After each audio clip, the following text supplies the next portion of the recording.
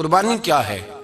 قربانی یہ ہے کہ میری چڑھتی جوانی تھی، جولانیاں تھی، طاقتیں تھی، ہمتیں تھی، میں دنیا خرید سکتا تھا، میرے اندر ساری صلاحیت تھی، میں دنیا کے ہر فن کا ماہر تھا، میں سب کچھ کر سکتا تھا، لیکن میں نے اپنی ہر چیز اپنے محبوب کے نام کر دی۔ یہ قربانی ہے۔ جس نے اپنی خواہش پہ پیر رکھ کے کچھ کیا اس نے قربانی دی ہے صاحب۔ قربانی بڑی ضروری چیز کا نام ہے، اور جو قربانی دینا سیکھ جاتا ہے وہ بچ جاتا ہے۔ کتیا 6 بچے جنم دیتی ہے لیکن قربانی نہیں نہ دیتی بچوں کی، تو ریوڑ نہیں بنتے، اجڑ نہیں بنتے۔ بکری 2 بچے پیدا کرتی ہے اور سال کے بعد ہزاروں بچوں، لاکھوں بچوں کی قربانی دیتی ہے، پر پھر بھی جدھر جاؤ بکرے ہی بکرے نظر آتے ہیں۔ جو قربانی دینا سیکھ جاتا ہے نا، یزید نے کوئی قربانی نہیں دی، اس لیے کوئی شخص بھی کھڑا ہو کے نہیں کہتا، حالانکہ 14-15 بیٹے تھے یزید کے، کوئی بھی کھڑا ہو کے نہیں کہتا میں اس کی نسل میں سے ہوں۔ امام حسین نے ساری قربانی دے دی۔ ایک زین العابدین بچے تھے، پوری دنیا میں اللہ نے سید عطا فرمائے ہوئے ہیں۔ جو قربانی دینا سیکھ جاتا ہے وہ بچ جاتا ہے۔ ہم نا قربانی کیا، ہمارے پاس تو اضافی شے ہے وہی دینے کو تیار نہیں۔ جب آپ تیار ہی نہیں تو سودا ہی نہیں کر، آپ نکلے ہی نہیں میدان میں، تو حاصل کیسے ہو؟ حصول تو تب ہوگا نا جب آپ کوئی انویسٹمنٹ کریں گے، تو آپ انویسٹ ہی نہیں کر رہے تو بھائی آپ نے پودا ہی نہیں لگایا تو پھل کیسے ملے؟ قربانی نہیں دی تو وہ درجہ کیسے ملے؟ اس کے لیے تو قربانی ضروری ہے۔ اب تمام صحابہ کی زندگی پڑھ لیں، حضرت ابو بکر سے لے کر حضرت بلال تک، یہ سارے قربانی والے ہیں۔ آپ تمام اولیاء کی صفت پڑھ لیں، اگر غوث اعظم، جیلانی، داتا علی اجویری، خواجہ معین الدین، یہ سب قربانی والے لوگ ہیں۔ قربانی دیتے رہے تو بچے ہوئے ہیں۔ ان کے جو ساتھ تھے وہ بھی قربانیوں والے تھے۔ قربانی حصہ ہے طریقت کا، قربانی ضروری ہے، اور ہمارے صوفیاء تو کہتے ہیں جس شخص نے تصوف میں آ کے قربانی نہیں دی۔ بزرگوں کے پاس ایک شخص آیا، غالباً خواجہ نظام الدین محبوب الہی کی بات ہے، میرے ذہن میں نام پورا نہیں سما رہا، تو ایک مرید نے آ کے کہا حضور زکوٰۃ کتنی دینی ہے؟ فرمایا 2.5%۔ تھوڑی دیر کے بعد حضرت نصیر الدین چراغ دہلوی آ گئے، کہا حضور اللہ کے راستے میں کتنے دینے ہیں؟ فرمایا 50%۔ ایک ساتھی قریب بیٹھا تھا، اس نے کہا پہلے کے لیے 2.5% کا فتویٰ تھا، اس کو کہہ دیا دے دے۔ چند منٹ گزرے تو حضرت امیر خسرو بھی آ گئے، کہا حضور زکوٰۃ کتنی دینی ہے؟ فرمایا جو ہے سارا ہی لے آ، تیری 100% ہے۔ تو وہ ساتھی جو قریب بیٹھے تھے اس نے کہا بابا فتوے علیحدہ علیحدہ ہے۔ فرمایا فتویٰ ایک ہی ہے، بندے علیحدہ علیحدہ ہے۔ فتویٰ ایک ہی ہے، مجھے پتہ ہے کون کتنے دے سکتا ہے، وہ جس کو میں نے 2.5% کہا ہے وہ بھی جا کے حساب کتاب کرے گا، اس نے 2.5 بھی پورا نہیں دینا۔ فرمایا جس امیر خسرو کو میں نے کہا نا سارا لے آ، اس کا دل کرے گا میں اپنا مکان بھی توڑ کے لے آؤں۔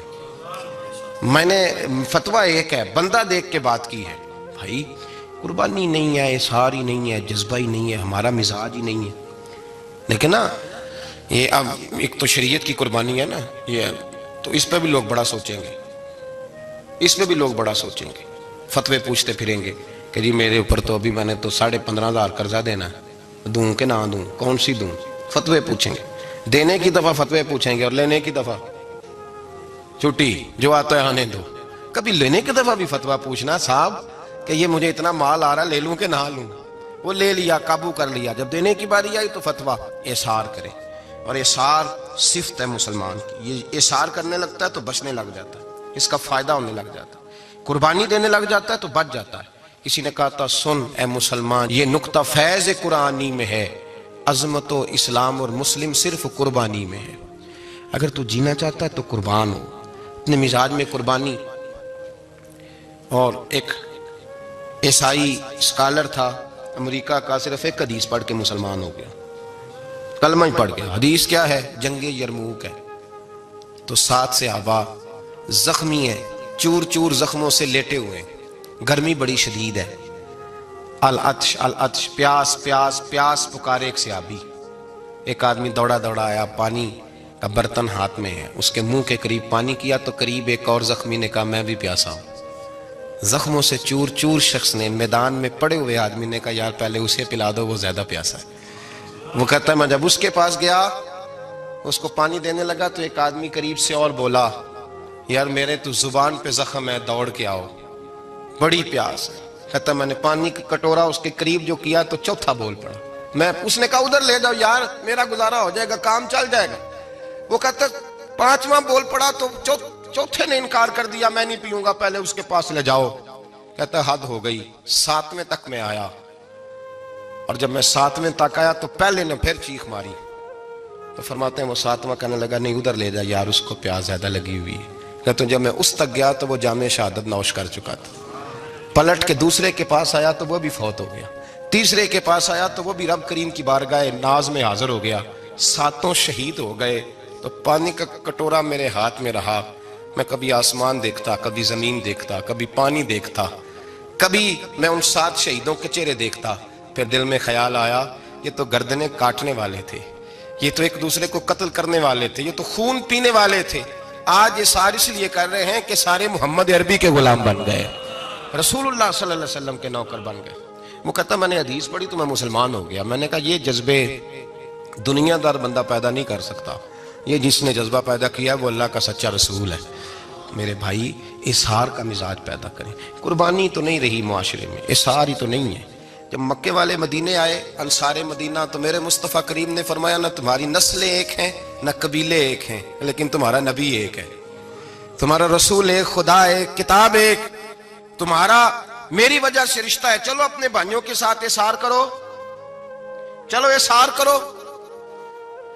اگر کسی کے 2 مکان تھے تو اس نے ایک اس کو دے دیا جو مکے سے آیا تھا, 2 باغ تھے تو ایک دے دیا, کسی کے پاس ایک تھا تو آدھا بانٹ کے دے دیا, ہر چیز تقسیم کر دی. حالات بدل جاتے ہیں, حالات بدل جاتے ہیں. تلک الایام نداولها بین الناس, اللہ لوگوں کے درمیان دن بدل دیتا ہے. حالات بدل گئے, بڑا مال غنیمت آیا, بنو نذیر کا علاقہ فتح ہوا تو میرے رسول پاک صلی اللہ تعالی علیہ وسلم نے انصار مدینہ کو اکٹھا کیا. فرمایا بھئی مال اب بڑا آ گیا ہے. 2 باتیں, یہاں تو اس طرح کرتے ہیں کہ میں ان کو کہتا ہوں جو مکے سے آئے تھے کہ جتنی تمہاری جائیدادیں باغ انہوں نے لیے ہیں واپس کر دیتے ہیں تمہیں, اور جو مال آیا ہے وہ بھی تم میں سے آدھا آدھا دونوں کے درمیان بانٹ دیتے ہیں, یا جیسے تمہارا دل چاہے. تمہارے مال بھی واپس کرتے ہیں اور جو وہاں سے مال آیا وہ تمہارے بیچ بانٹ دیتے ہیں, یا اگر تم کہو تو یہ مال ان کو دے دیتے ہیں مہاجرین کو, تمہیں تمہارے مال واپس مل جاتے ہیں. حضور نے پوچھا انصار مدینہ سے, حضرت سعد بن معاذ, سعد بن عبادہ تڑپ کے کھڑے ہوئے, عرض کی محبوبہ میں تو ابو بکر کو جانتا ہی نہیں تھا. حضور مجھے کیا پتا عمر کون ہے, میں کیا جانوں عثمان غنی مولا علی کی عظمتوں کو. محبوبہ میں نے تو تجھے ان کی طرف مسکرا کے دیکھتے ہوئے دیکھا ہے, تیرا جلوہ دیکھا ہے, تجھ سے در در سے سگ سگ سے ہے مجھ کو نسبت.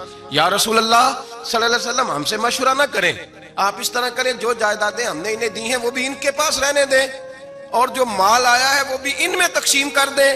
اس لیے کہ ہمیں تو بس اتنا پتا ہے کہ یہ آپ کے غلام ہیں, آپ کے نوکر ہیں, ہمیں اس سے زیادہ کسی چیز کے کوئی غرض, بس آپ کے غلام ہے, بات ختم ہو گئی. حضور خاموش ہو گئے. صحابہ کہتے ہیں دیر کے بعد ہم نے کہا فیصلہ ہونا چاہیے. فیصلہ پتہ کیا ہوا؟ حضور نے ہاتھ اٹھائے, کہا اے اللہ میرے مدینے والوں پہ رحم فرما, اے اللہ میرے انصار پہ رحم فرما, اللہ ان کے جذبے قبول فرما.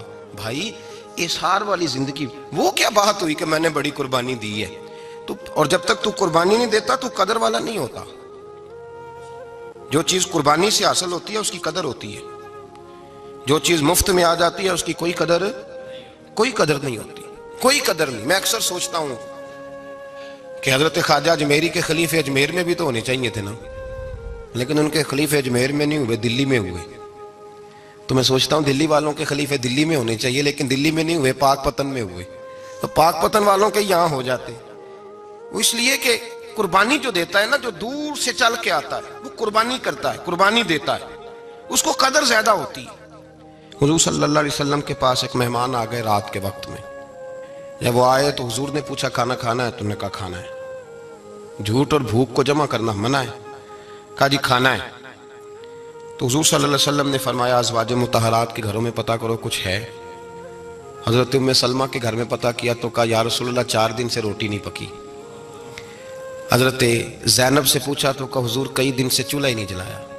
حضرت عائشہ صدیقہ, حضرت میمونہ, حضرت سودا, تمام گھروں سے بظاہر یہ 2 جہاں کے شاہ ہیں, پر پاس کچھ رکھتے نہیں, 2 جہاں کی نعمتیں ہیں ان کے خالی ہاتھ میں, ہر چیز ہے پر فقر اختیاری ہے, کوئی شے نہ ملی.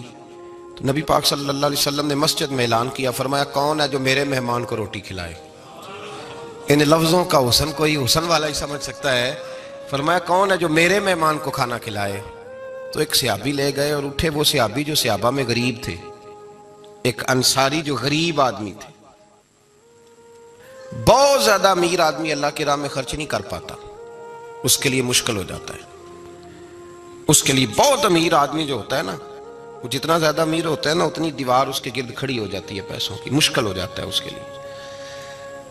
غریب آدمی کھڑے ہوئے، اگرچہ میرے محبوب کے غلاموں میں جو بڑے امیر تھے وہ بھی خرچ کرنے میں بڑے آگے تھے. حضرت عثمان غنی رضی اللہ تعالیٰ، حضرت عبد الرحمن ابن عوف، حضرت ابو بکر صدیق رضی اللہ. لیکن یہ غریب آدمی کا حضور میں لے جاؤں گا، میں لے کے جاؤں گا. یہ بخاری مسلم ہے. حضور نے فرمایا لے جاؤ. وہ اب صحابی گھر لے گئے اور بیوی سے مشورہ کیا. بات پہ غور کرنا، ہر چیز کی بھوک دیکھی جا سکتی ہے، بچوں کی نہیں دیکھی جا سکتی. وہ انصاری حضور کے مہمان کو گھر لے گئے، جا کے بیوی سے مشورہ کیا. کہا بھلی مانس گھر میں کچھ ہے؟ تو اس نے کہا تھوڑا سا بچوں کے لیے کھانا رکھا ہے. بچوں کے لیے. بچے تو بزدل کر دیتے ہیں، بچے تو آدمی کو بزدل کر دیتے ہیں، بچے تو مار دیتے ہیں، کلیجہ پھٹ جاتا ہے بچہ بھوکا ہو تو، نیند نہیں آتی. اب صحابی اپنی بیوی سے کیا کہتے ہیں؟ کہتے ہیں بچوں کو بہلا کے سلا دے، اور رسول اللہ کے لیے نہیں، رسول اللہ کے مہمان کے لیے، بھئی نبی پاک کے لیے نہیں، حضور کے. تجھ سے در در سے سگ اور سگ سے ہے مجھ کو نسبت، میری گردن میں بھی ہے دور کا پٹکا تیرا، تجھ سے در در سے سگ سگ سے ہے مجھ کو نسبت. لمبی بات ہے. کہ بچوں کو سلا دو. بی بی نے بچوں کو سلا دیا تو میاں بیوی کا مشورہ ہوا کہ مہمان کے ساتھ بیٹھ کے روٹی کھانا بھی سنت ہے. تو اب مہمان کے ساتھ بیٹھ کے کھانا بھی ہے، تو کھانا ہے ایک دو آدمی کا. اب خاوند اپنی بیوی کو تیار کرتا ہے کہ میں بھی کھانے پہ بیٹھ جاؤں گا، تو بھی بیٹھ جانا. اور جب مہمان کھانے میں ہاتھ ڈال لے تو اٹھنا، کہنا او ہو دیا تو صحیح کیا ہی نہیں، ابھی بجھ جائے گا، اور جا کے دیا بجھا دینا. ہم ہاتھ ہلاتے رہیں گے، مہمان روٹی کھاتا رہے گا. اور یار اس درد کو، اس کیف کو سمجھو. گھر میں بچے بھی بھوکے، بچوں کی ماں بھی بھوکی، بچوں کا باپ بھی بھوکا. دسترخوان پہ روٹی لگ گئی، روٹیاں چون ڈالیں، بی بی اٹھی کہنے لگی او ہو چراغ تو صحیح کیا ہی نہیں، یہ تو بجھ جائے گا. حوصلے مند بی بی جس نے بچے بھوکے سلا دیے. وہ بھوکے سوئے ہوئے بچوں کی بھوکی اماں اٹھی اور اپنے خاوند کی تابع داری میں اٹھی. میں گڈی تے ہاتھ ڈور سجن دے، وہ جنج رکھے اونج رہنا ہے. اٹھی اور اس نے دیا ٹھیک کرنے کے بہانے بجھا دیا. مہمان روٹی کھاتا رہا اور رسول اللہ کے نوکر قربانی دیتے رہے. وہ روٹی کھا کے سیر ہو کے بستر بچھایا تو سو گیا. یہ میاں بیوی ساری رات بچوں کی طرف دیکھتے رہے اور غور کرتے رہے اور راضی رہے کہ ہم نے حضور کا فریضہ نبھایا ہے. قربان جاؤں محبوب پہ، بے خبر ہو جو غلاموں سے، وہ آقا کیا ہے. وہ صحابہ وہ اگر قربانیاں دیتے تھے تو جو اعزاز ملتا تھا وہ بھی بڑا شان والا ہے. صحابی کہتے ہیں میں فجر کی نماز پڑھنے مسجد آیا، پہلا قدم رکھا تو میرے کریم بولے.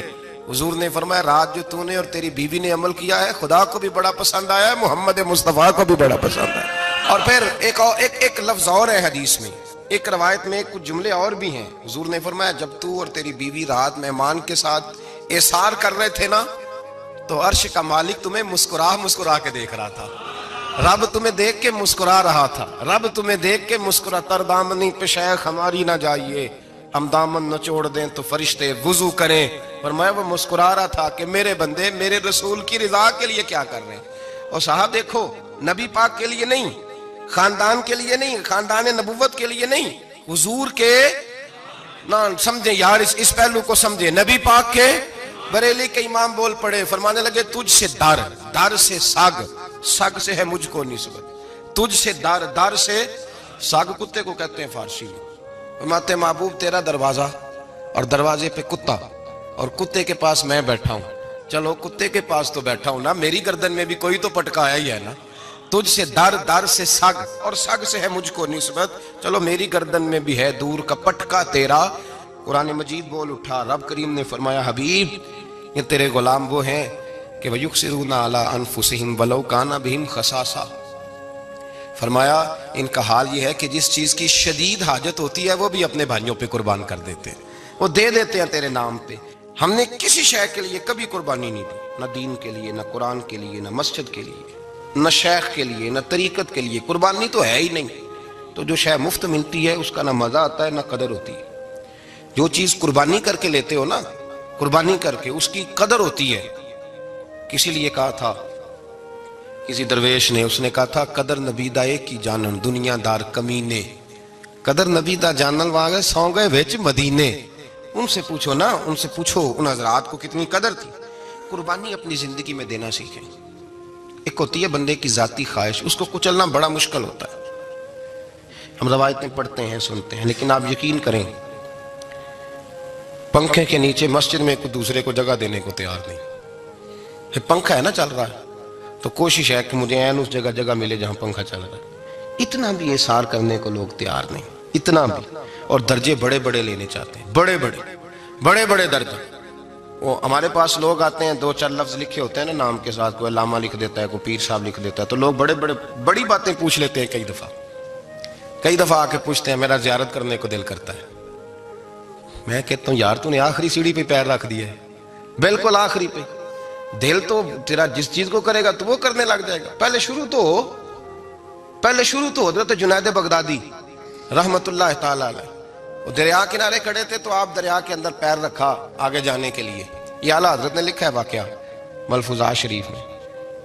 دریا پار کرنے کے لیے پیر رکھا تو ایک شخص کہنے لگا حضور مجھے بھی ساتھ لے لیں۔ آپ نے فرمایا میں دریا پار کروں گا تو اس طرح کرنا، میرا کرتا پکڑ لے اور یا جنید کہنا شروع کر دے۔ یا جنید، اس پہ فتویٰ بھی لگ جاتا ہے، پر کیا کرے، مسئلہ تو صحیح ہے نا۔ تو پیر میرا پیچھے سے کرتا پکڑ لے اور یا جنید کہا ہے۔ وہ کہتا ہے پیر رکھا نا حضرت نے پانی میں تو میں بھی پیچھے۔ تو حضرت جنید بغدادی کیا کہتے ہیں، یا رحمان یا اللہ، یا رحمان یا اللہ۔ وہ خود یہ پڑھ رہے ہیں اور مجھے لگایا یا جنید پہ۔ کہتے ہیں دریا میں وہ بھی چلنے لگے تو میں بھی، یوں لگا جیسے پکے فرش پہ چل رہے ہیں۔ کہتے ہیں تھوڑا سا گزرا تو میں نے کہا بابا خود یا رحمان یا اللہ کہہ رہا ہے اور مجھے یا جنید پہ لگایا ہوا ہے، تو چلو میں بھی یا رحمان یا اللہ پڑھتا ہوں۔ کہتے ہیں میں نے یا رحمان یا اللہ کہا تو میں ڈوبنے لگ گیا، دریا میں ڈوبنے لگا۔ تو حضرت فرمانے لگے تجھے کہا نا یا جنید کہے۔ کہتے پھر یا جنید کا تو پھر اوپر آ گیا۔ تھوڑا اور جا کے اب شیطان باز تو آتا نہیں، الذی یوسوس فی صدور الناس، یہ جاتا تو دل تک ہے نا، باز تو آتا نہیں۔ دن میں 36 دفعہ تو مشورہ دیتا ہے کہ سیدھی نماز پڑھو، یہ کس چکر میں لگ گئے، روز تو تقریر کرتا ہے۔ کہتا پھر دل میں وسوس آیا تو پھر میں نے جا کے کہا کہ یہ مجھے خود یا رحمان یا اللہ اور میں یا جنید۔ پھر میں نے کہا یا رحمان یا اللہ تو پھر ڈوبنے لگا۔ کہتے ہیں بابے نے پکڑ کے نکالا، کہا چپ کر کے یا جنید کہہ اگر پار جانا ہے تو، یا جنید کہہ۔ کہتے کنارہ آ گیا تو میرے دل میں خود ہی تھی، وسوسہ تھا کہ بابا تو یا رحمان یا اللہ کہے تو ترے، میں کہوں تو ڈوبے۔ میرے دل میں وسوسہ تھا۔ اللہ والے ادھار تو رکھتے ہی نہیں نا، جو بات دل میں آتی ہے وہ بیان پہلے کر دیتے ہیں، ادھار تو ہے ہی نہیں ان کے ہاں۔ وہ تو کہتے ہیں تجھے بولنے کی گنجائش ہی نہیں دیں گے، تیرے سوال دل میں ہوگا جواب ہماری زبان پہ ہوگا۔ یہ تو چکر ہی نہیں نا، بالکل کوئی کھاتا ہی نہیں۔ رب کریم کا بندہ تو بات ہی وہ کرتا ہے جو کو دل میں لے کے آتا ہے۔ فرماتے ہیں جیسے ہی میرے دل میں یہ وسوسہ تھا، حضرت جنید بغدادی رحمت اللہ تعالیٰ علیہ باہر نکل گئے تو پلٹ کے میری طرف دیکھا اور مسکرا کے فرمانے لگے بیٹا جنید تک تو پہنچ لے، اللہ تو ابھی بڑی دور ہے، ابھی جنید تک تو پہنچ جا، ابھی تو جنید تک نہیں پہنچا، ابھی تو میرے تک تو پہنچ جا، اللہ تو ابھی بڑی دور ہے، تو ڈائریکٹ ہی وہاں تک جانے لگا ہے، شروع تو ہو ابھی۔ تو یہاں لوگ سیدھا جا کے کہتے ہیں زیارت کرنی ہے۔ مجھے ایک صاحب کہنے لگے جی میں نے ایک پیر صاحب کے بارے میں سنا ہے ان کی بیعت ہوتے ہی بندے کو نبی پاک کا دیدار ہو جاتا ہے۔ میں نے کہا ٹھہر جا ذرا، اس کو بھی کہہ بریک پہ پیر رکھے، بیعت کرتے ہی دیدار ہو جاتا ہے۔ یہ کچھ لوٹ سیل ہے، زندگی گزر جاتی ہے انسان کی، مر جاتا ہے، اور جس کو حضور کا دیدار ہو پھر بچ جائے، پھر قائم رہے، پھر اس کی زندگی نہ بدلے، پھر اس کا دنیا سے کوئی تعلق رہ جائے۔ یہ پوچھ ابو بکر صدیق سے جنہیں دیدار ہوا تھا، جب دیدار ہوا تو یار رہا ہے، باقی کوئی شے بھی نہیں رہی، پھر محبوب رہے اور کچھ بھی نہیں بچتا۔ تو وہ کس طرح کا ہے جو دیدار بھی کراتا ہے اور پھر کہتا ہے جاؤ دکان بھی کھول لو جا کے؟ یہ کیسی بات ہے؟ وہ ایک منزل ہے، وہ اپنی جگہ پہ آ کے آتی ہے، اور یہی بہتر ہے کہ پردوں میں وہ پردہ پوش رہے، وہ اگر پردے اٹھا دے تو کسے ہوش رہے، پھر مشکل ہو جاتا ہے معاملہ، مشکل ہو جاتا ہے۔ تو بھائی یاد رکھیں، قربانی دینا سیکھیں، اثار کرنا سیکھیں اور صفر سے شروع کریں۔ زندگی میں ہم لینے کے چکر میں پڑ جاتے ہیں تو نقصان اٹھاتے ہیں۔ عقل کے گھوڑے کم دوڑائیں، محبت کے ساتھ عمل زیادہ کریں، دماغ کا استعمال کم کریں اور عمل زیادہ کریں، زیادہ عمل کریں، ورنہ شیطان تو نماز بھی نہیں پڑھنے دے گا۔ وہ تو کہے گا کہ جناب چلو ٹھیک ہے اللہ نے معافی کر دینا ہے نا، وہ تو کچھ بھی نہیں کرنے دے گا۔ دماغ کا استعمال کم کریں اور عمل زیادہ کریں، جد و جہد زیادہ کریں، اظہار کریں، قربانی کریں اپنی زندگی میں، کریں کسی کے لیے کچھ، اظہار کریں، کسی کو کچھ دیں۔ یہ جو ہم اولاد کے لیے قربانی دیتے ہیں نا، تو یہ قربانی نہیں ہوتی، یہ لالچ ہوتا ہے۔